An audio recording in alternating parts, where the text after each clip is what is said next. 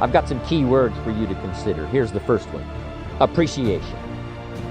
That's number one. First of all, is to appreciate what you already have. Appreciation is unique. It has a sense of opening us up to even more if we appreciate, first of all, what we've already got. Democracy, freedom, free enterprise. To appreciate all of that, to appreciate our chance, to appreciate our opportunity, to appreciate all that it took to bring us to this point. That sense of appreciation makes us unique, makes us attractive in the marketplace. You know, it's easy not to appreciate it. It's easy to sit down to have your breakfast and not think about how did the salt get on my table. A sense of appreciation. Just the salt that I so casually salt my eggs with in the morning. I'm telling you, if I thought about it for a while, I wonder where this salt came from. How many hands did it pass through by the time it reached my table? You know, who bent their back and mined it out of the salt mine? Who packaged it and who shipped it? And how many phases did it go through before it finally conveniently reached my table and I pick it up so casually and salt my eggs? That sense of awe and appreciation, there's nothing like it. It makes you attractive to have the appreciation of what's around you, the appreciation of the contribution of other people, to appreciate all that it takes for each of us to be successful. You cannot succeed by yourself. You know, you can't make your fortune all alone. It takes many, many hands, many voices, and many people to support one success story. So, appreciation. I've had a new sense of appreciation for my parents who gave me my incredible start. I was an only child. They took extra time. It was unbelievable. I feel the effect of that now. As I've gone through all kinds of challenges as well as opportunities in my life, I still feel that anchor that holds me from the things they taught me, from the ideas they shared with me, the fact that they cared, the fact that they gave me that incredible foundation. It serves me today. That gives us a good taste to appreciate what we have. What it does, it opens up the channel. It makes us ready to receive even more. New ideas now can come flowing in if the person has appreciated what's already there, that's given them the support, made them as successful as they are at the moment. So appreciation. Second is comprehension. The ability to understand what we've got in our hand. That is so vitally important. Some people never recognize what they've got in their hand. And we know that by the evidence, because they do so little with it. If they knew what they had, if they knew the power of what has come their way, if they knew what they had in their hands, in their possession, it would change their whole life. It would, first of all, alter their attitude. Second, it would give them a vision of the future that they never had before. Just a sense, a recognition, a comprehension, an understanding. And all of us have the ability to do that, to understand and comprehend what we've got. Just think about all of the parts of this opportunity. The people, the product, the opportunity, all of the list of things that you've got now in your hands to use as the ways and means to transform your life and build your future. You know, a lot of people have dreams, but they dare not dream too much because they don't have the ways and they don't have the means. They don't have the opportunity.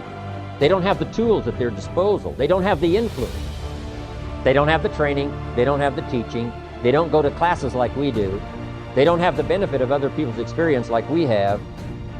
When we look at all of that, we ought to really try our best to comprehend what all we've got.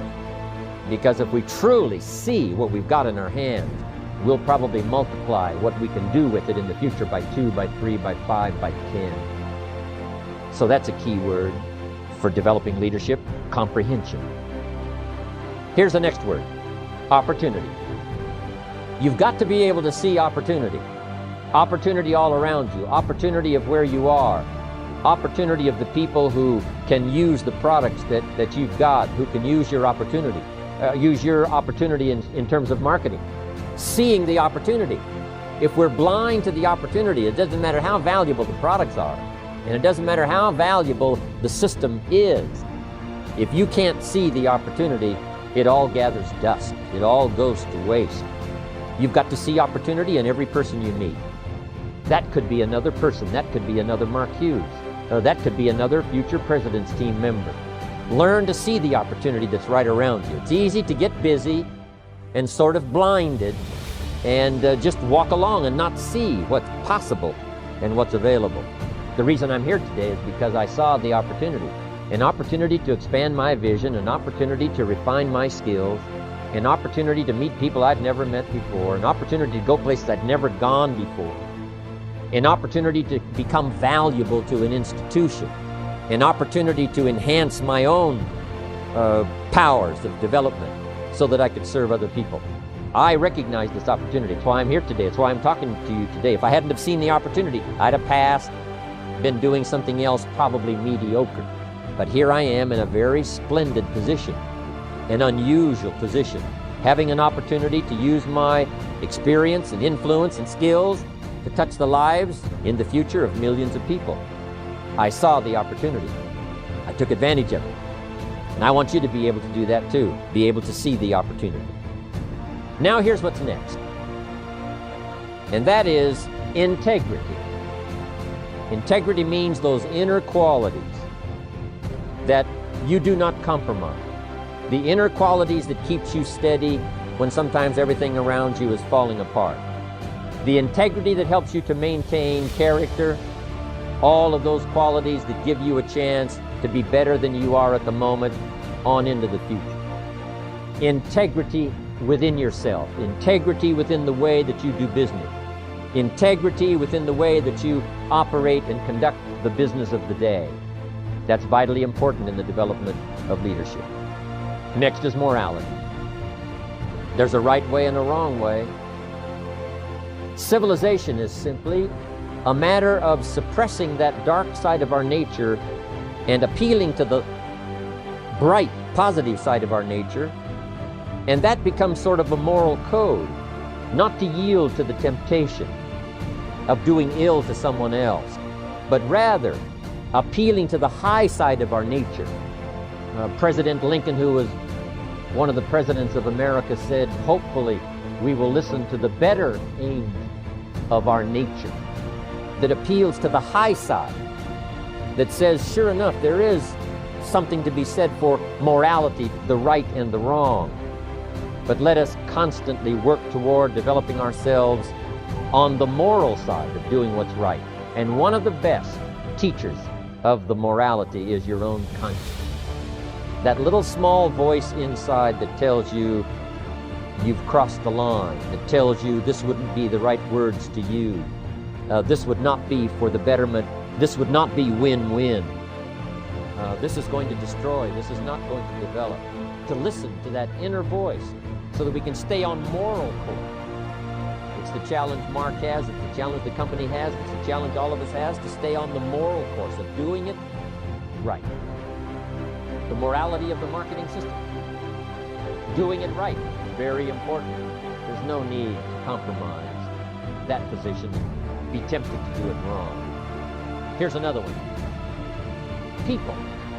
One of the most important words in the vocabulary of leadership is people. Here's what's important to understand. People is where the fortune is. In fact, you could just interchange the two words, fortune, people. People, fortune.